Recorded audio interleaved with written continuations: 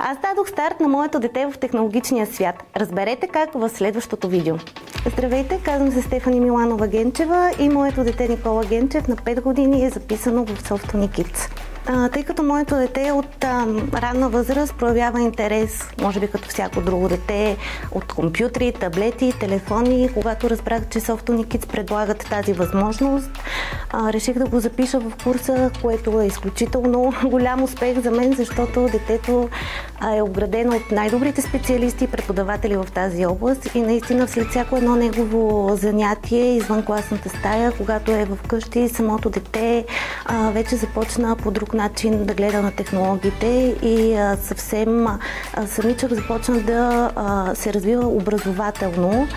започна да ни показва нещата, които е правил и съвсем умислено вече играе и използва телефона си,